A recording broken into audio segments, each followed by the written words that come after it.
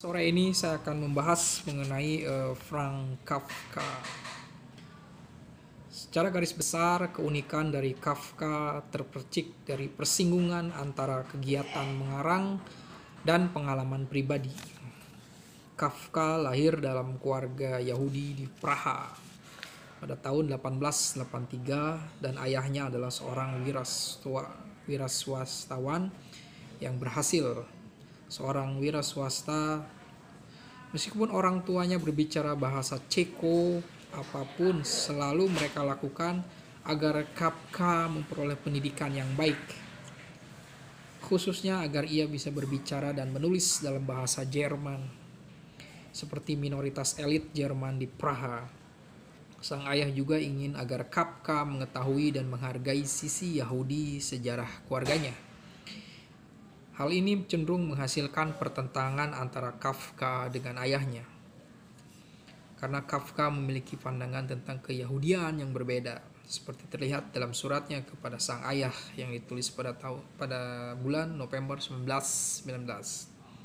Dari tahun 1893 sampai 1901, Kafka belajar di sebuah gimnasium Jerman, dan kemudian ia belajar jurisprudensi di Universitas Karl Ferdinand.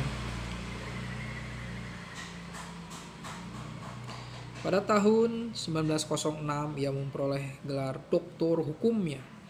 Pada tahun 1902 Kafka mulai mengenal lingkungan kritik sastra Praha melalui kritikus dan novelis Mark Broad yang membawanya ke dalam lingkungan itu.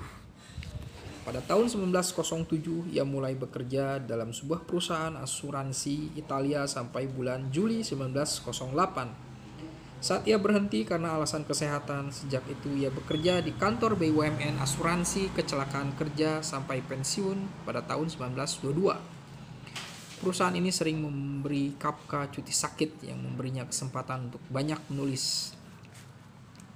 Pada tahun 1909, cerita pendek Kafka diterima oleh sebuah jurnal di Praha dan ia membacakan bab demi bab novelnya, Wedding Preparation in the Country, kepada Broad.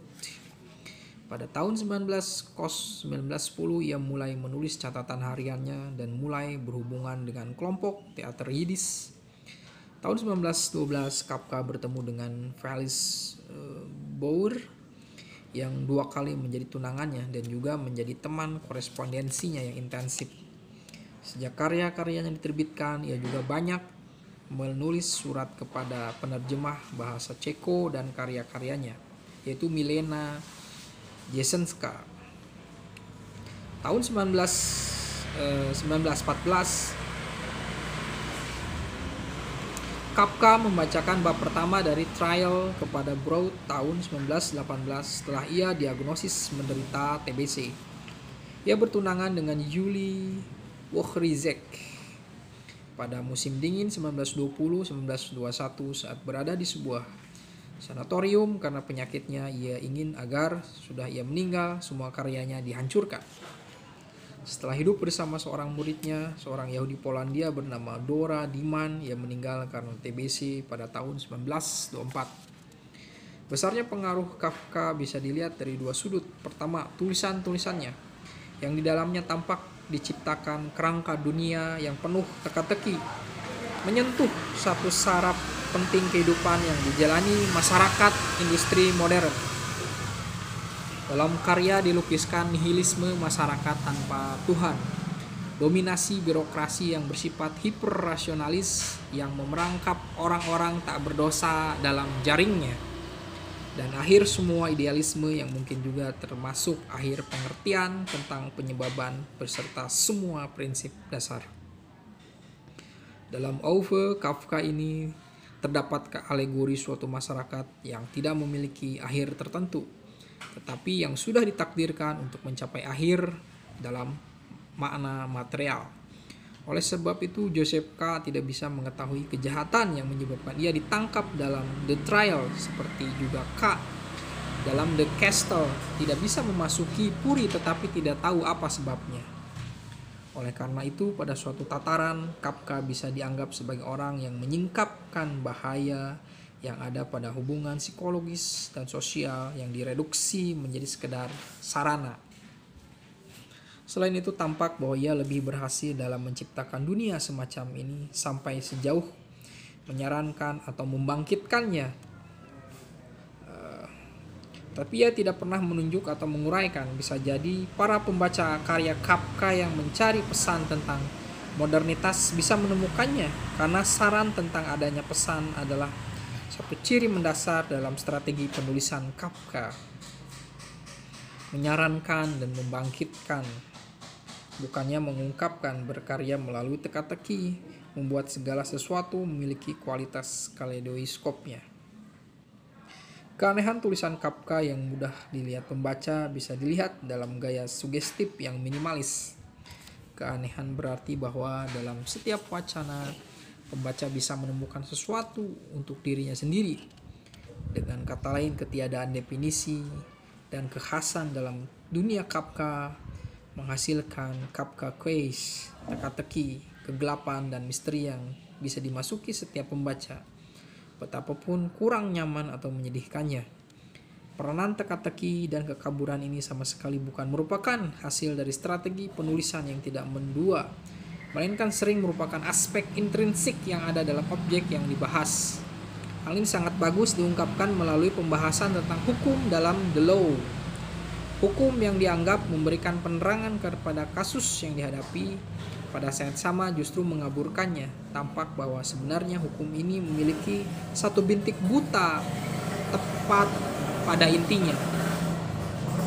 Ini karena ia tidak mampu menjawab pertanyaan tentang siapa yang berada di luar dan di dalam hukum secara definitif.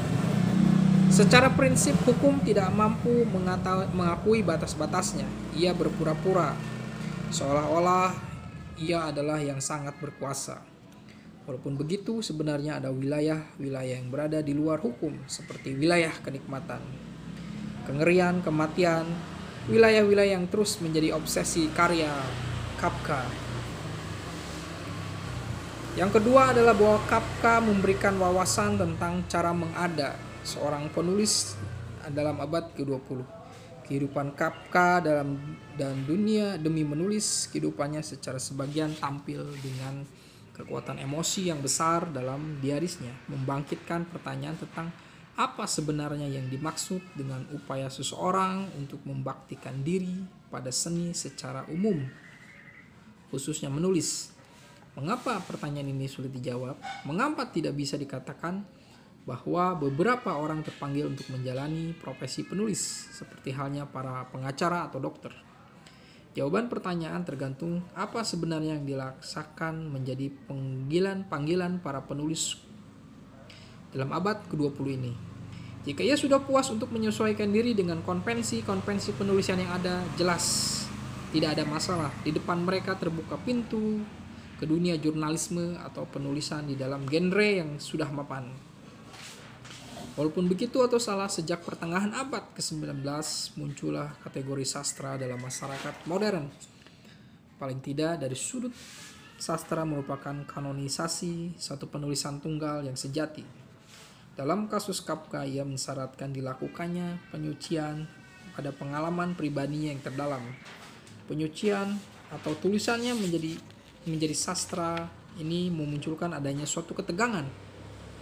Ini karena setelah sang penulis membuat lakonnya, membakar jembatannya, meletakkan kemengadaannya dalam sasarannya, dan membentuk medan tantangannya pada konvensi mendasar seni dalam masanya, bisa saja ia tidak akan dikenal, mungkin ia tidak menghasilkan apa-apa. Di sini harus diantisipasi kemungkinan adanya kegagalan. Oleh sebab itu yang dipertaruhkan di sini adalah sangat besar. Godaan untuk melakukan kompromi yang sangat besar. Dari sudut ini, seorang penulis tidak hanya hidup demi karyanya, tetapi juga hidup di dalam karyanya. Dan bahkan dalam pengertian fisik dibentuk olehnya. Ini adalah penulisan sebagai upaya menghabiskan energi tertentu tanpa ada yang bisa diperoleh. Beberapa aspek tertentu dalam biografi Kafka membenarkan dan memberikan gambaran tentang yang dipertaruhkan di sini. Pertama, sebagai contoh, bukannya menjadi seorang penulis profesional yang profesional penuh dengan menggantungkan kehidupannya pada kegiatan menulis, Kafka tetap bekerja dalam lembaga asuransi pemerintah pada siang hari dan hanya menulis pada sore dan malam hari. Seperti diketahui, Kafka memberitahu Max Brod bahwa ia ingin agar sepeninggalnya semua karyanya harus dibakar. Maka Kafka menjadi abadi, karyanya menjadi sastra. Ini ia menjadi terkenal, tetapi yang tragis adalah bahwa ia tidak bisa dinikmati saat ia hidup karyanya. Meskipun dalam karya fiksi Kafka jelas terdapat unsur-unsur yang bisa cocok dengan wacana alegoris, yang berarti juga bisa dipakai untuk tujuan-tujuan politik. Pengaruh politik yang bisa diberikan oleh karya-karya Kafka ini bersifat tidak langsung. Tulisan Kafka tidak bersifat mendukung sesuatu yang seperti dilakukan oleh Sartre. Ini karena kebenaran ideal yang niscaya ada dalam sikap politik semacam itu tidak muncul dalam visi Kafka. Ketidakmungkinan memiliki sikap semacam itu memang cocok dengan pendekatan Kafka. Praktek menulis adalah menulis itu sendiri, meskipun di dunia berlangsung kepapaan dan ketidakpastian.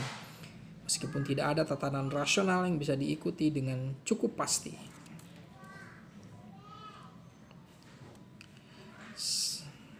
Saya hampir tidak mampu menarik kaki saya dari bawah meja karena kaku akibat duduk terlalu lama. Ketegangan dan kegembiraan yang menakutkan. Bagaimana kisah ini berkembang? Seolah saya maju di permukaan air. Pada malam itu beberapa kali saya menimpakan berat badan saya ke punggung saya. Pada pukul 2 dini hari saya melihat jam untuk terakhir kalinya. Saya saat membantu rumah tangga saya masuk ke dalam ruangan penghubung. Saya tuliskan kalimat yang terakhir. Ada sedikit rasa sakit dalam hati saya, kelelahan yang menghilang di tengah malam. Meskipun Deleuze dan Guattari tidak melihat adanya pengaruh politik dalam karya Kafka ini, yang dalam pengertian Sartrean mengabdi untuk tujuan tertentu, mereka berpendapat bahwa karya fiksi Kafka ini memiliki makna politis dalam pengertian bahwa tulisan Kafka menjadi suatu karya minoritas di dalam suatu bentuk linguistik mayoritas. Oleh sebab itu, sebagai seorang Yahudi Ceko, anggota kelompok minoritas yang menulis dalam bahasa Jerman, Kafka berusaha mencari jalan dalam bahasa yang dominan dengan membentuk idiom minor di dalamnya. Kafka bermain-main dengan totalitas ton bahasa Jerman, menolak metafora, menulis untuk melepaskan bahasa dari ikatan teritorialnya, menolak hubungan-hubungan genealogis dan memusatkan perhatian pada hal-hal yang kecil yang ada di sekitarnya. Membentuk banjir kata-kata, bukannya suatu pandangan yang menyeluruh. Singkatnya, Kafka mengubah bahasa Jerman secara sangat berarti. Meskipun tidak dengan jelas, ia menempatkan dirinya secara unik di dalamnya. Kedudukan ini diantisipasi dengan penggunaan bahasa pada saat ia menulis. Tanpa perlu melakukan analisis lebih lanjut terhadap semua peristiwa ini, cukuplah dikatakan bahwa kehidupan Kafka mengedepankan hubungan antara kegiatan menulis dengan kehidupan secara baru. Ini bisa dirangkum sebagai berikut. Dalam praktek menulisnya, Kafka menunjukkan bahwa menulis itu adalah sebuah cara hidup yang menuntut pengerahan daya sepenuhnya. Ia juga menunjukkan hal yang sebenarnya bisa dipertaruhkan dalam membentuk objek sastra. Akhirnya dengan menggunakan teka-teki, ia mempelopori cara menulis yang terbebas dari determinasi sosiologis dan psikologis yang berusaha menjelaskan penulisan di dalam rangka kondisi material dan biografi penulisnya. Sesudah Kafka, menulis sastra itu bukan lagi hanya merupakan hasil dari kondisi-kondisi, melainkan juga sebagai membentuk kondisi-kondisi ini. Menurut kritikus Prancis Marthe Robert, Kafka mempergunakan anonimitas tokoh kuncinya seperti K untuk menampilkan kualitas transenden yang mereka miliki. Dengan kata lain, mereka terbebas dari lingkungan tempat asal mereka dan mereka bisa berakar dari berbagai lingkungan yang berbeda. Oleh sebab itu, karakter ini adalah suatu keadaan terasing seperti orang Yahudi yang mampu melampaui segala pembatasan moral, hukum, psikologis. Karakter ini adalah pribadi yang bersifat anonim. Seperti juga yang banyak dialami orang-orang Eropa di penghujung abad ke-20, kehidupan Kafka sendiri sebagai orang setengah Yahudi dan setengah Jerman juga menampilkan tema keterasingan dan ekstrateritorialitas. Dari sisi lain, tiadanya pembatasan yang tetap bisa dilihat sebagai yang bercirikan novel Kafka. Pada saat ini, runtuhnya perbatasan membangkitkan ketiadaan transendensi sumber atau asal-usul yang dihapuskan. Asal hukum, asal perubahan, hubungan sebab akibat. Singkatnya, pertanyaan mengapa tidak menemukan jawabannya.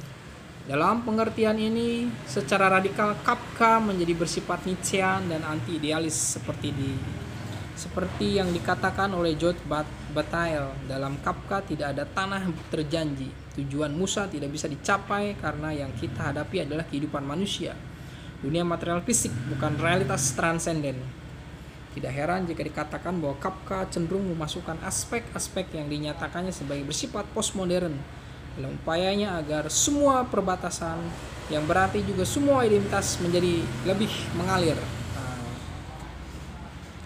Bayangan kematian bersama dengan kesedihan dan keputusasaan menghantui karya Kafka. Mungkin iman dikecualikan di sini, namun bukan supaya pencarian iman itu sendiri, seperti yang dikatakan oleh Maurice Blanchot.